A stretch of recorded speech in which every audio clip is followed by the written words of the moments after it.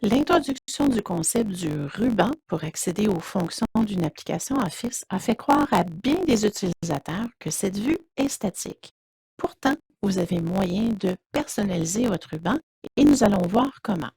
Première étape, vous pourriez procéder par exemple par Fichier, on vient dans Options, puis Personnaliser le ruban. Vous avez dans cette fenêtre la possibilité de voir toutes les commandes courantes qui se trouvent sur le ruban.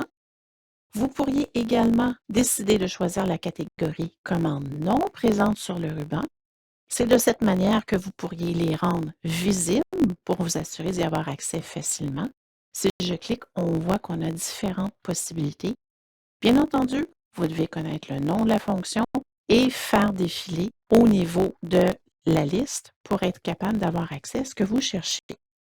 Ces options supplémentaires sont probablement moins utilisées par la plupart des usagers, donc voyons plutôt comment on peut personnaliser notre ruban au niveau de ces onglets, puisque par défaut, lorsque vous débutez avec PowerPoint, il y a fort à parier que certains des onglets principaux n'y seront même pas visibles. Par exemple, l'onglet Accueil, tout le monde connaît ou presque, mais on voit également qu'on peut avoir accès à un onglet Dessin. Si je clique Dessin, et encore une fois, je vais simplement élargir la fenêtre. Dans la version actuelle, on voit qu'on avait un petit problème au niveau de l'affichage. Si vous ne voyez pas les petites flèches, prenez le temps de faire un clic gauche et glisser pour les rendre disponibles, puisque vous pourriez à ce moment-là modifier la disposition des onglets, donc leur ordre sur votre ruban. J'ai maintenant mes onglets qu'on voit ici. Lorsque je vais faire OK, nous irons voir où se trouve maintenant l'onglet Dessin. Techniquement, on va le retrouver après Conception. On fait donc OK. Regardez, Insertion, Conception, et effectivement, j'ai le nouvel onglet Dessin. Il existe aussi un autre moyen de personnaliser votre ruban.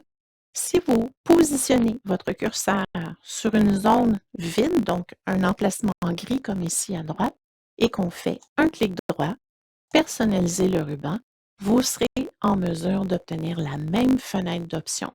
Et cette fois-ci, je vais par exemple ajouter l'onglet Développeur qui donne accès à des fonctions plus avancées en termes de macros, en termes de formulaires qui peuvent être utilisés au niveau de PowerPoint.